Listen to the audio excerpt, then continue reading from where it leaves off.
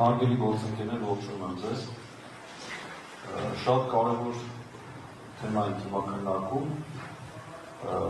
որի հետ կապված ես ցանկանամ ավելի ընդհանուր տեսակետներ դասնել։ Խոսքը վերաբերում է կառավարության, քաղաքականության։ Տեսեք, ինչ ունենք մենք։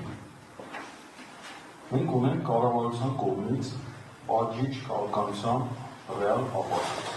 Եվ ինչու՞ն է դա դրսևորվում։ Ինչպես գիտեք, վարչարարությունը ինքը բարդ իրավահարաբերություն է։ Ինչու, որովհետև մի կողմից պետական մարմին է, որը ունի իշխանական հծակներ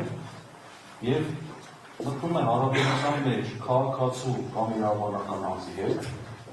եւ այդ փոխհարաբերության ժամանակ նաեւ ինքը հանդիսանում է այդ գործով շակերտների մեջ դատավորում։ Ինչպես ասում են, վարորդը նաև հսկիչ է։ Այսինքն եւ ինքը մտնում է հարաբերության մեջ եւ ինքն էլ լուծում է այդ հարցը։ Եվ բնական է, որ այստեղ օրենսդիրը վարչական մարմնի այդ առավելությունները զսպող որոշակի մեխանիզմներ է սահմանել։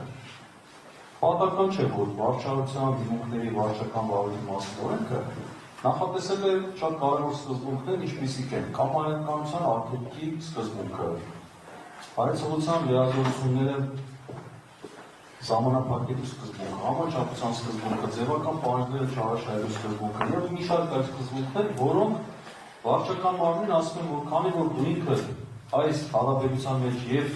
հարց լուծող ես եւ կողմ ես, ապա դու պետք է որոշակի կանոններով հարաբերվես, որպեսզի քո հարաբերությունը չարի չդառնա քաղաքացու համար։ Հիմա տեսեք,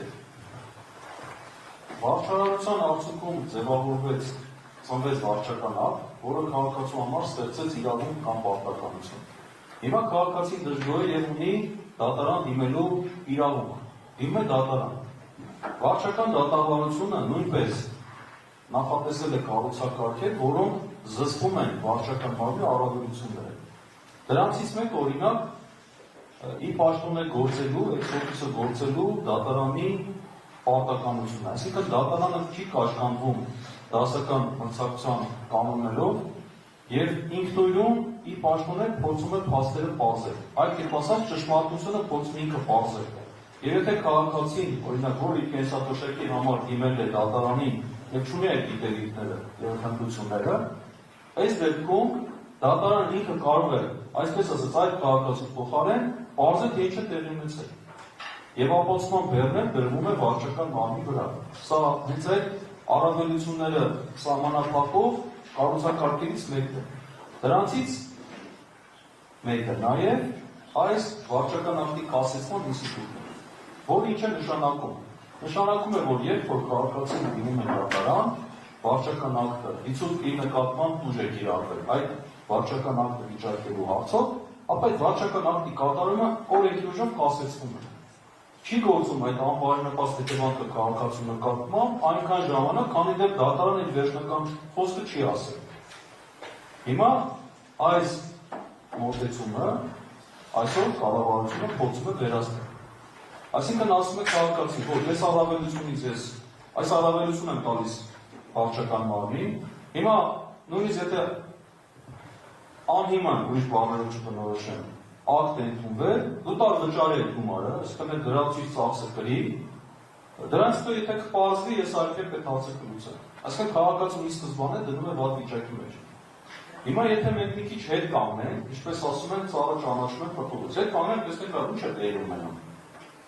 Ապա ինչ կտեսնենք։ Տեսեք, պետական տուրքի չափերը դատարան դիմելու բարձրացվել է։ Այսինքն քաղաքացին որպեսզի իր արտակ դատաքննության համար դիմի դատարան, նա պետք է ավելի շատ վճարի։ Իսկ մենք գիտենք, որ դա ըստ էության սահմանափակում է եւ ամբողջովին սահմանափակում։ Հաջորդ հարվածը, որ մենք ստացանք մեր հանդիպի վերաբերյալ օգնության դրուսաբանվեց,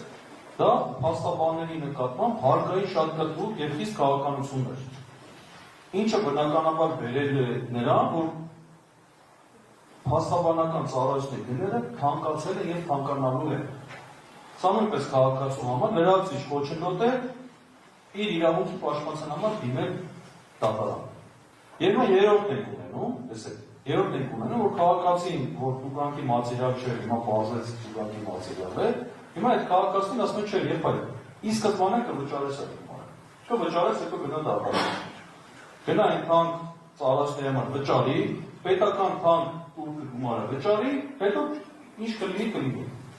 Հիմա պատկերացնեք, որ այս քաղաքականությունը բերել է նրան, որ քաղաքացիները արդեն հերո են մնալու իրենց իրավունքները պաշտպանելուց։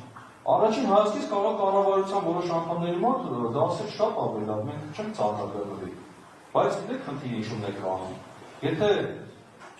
հասարակության մեջ, պետության մեջ, ժողովրդի մեջ անարդարության զգացում ունեցող քաղաքացիները շատանում են, դա բերում է ընդհանուր շատ վատ վիճակի, շատ վատ միջավայրի։ Հակառակը պետությունը պետք է ամեն ինչ անի, որպեսզի իր քաղաքացու երջանիկ լինելու իրավունքը ապահովի։ Դժգոհ մարդ թողնելը, հետո ասել դե լավ ոչինչ իրավունքը չենք պաշտպանել։ Այդ դժգոհների քանակը որ ավելանում է, Ժորժ ջան, այդ դժգոհները դու ազդում են բոլորի վրա։ Մենք ապրում ենք դժբախտ միջավայրում, ու սկսում ենք մեկս մեկի համար պրոբլեմ դառնալ։ Ինչպես որ հիմա այդ միջավայրում ենք ապրում ցավով։ Եվ ցավալի է, որ այսօր պետական մարմինները այդքան խորությամբ չեն դիտարկում խնդիրները, եւ աստիճանաբար այսպես քաղաքացիների բոլոր իրավունքները եւ հիմնարար իրավունքները սահմանափակվում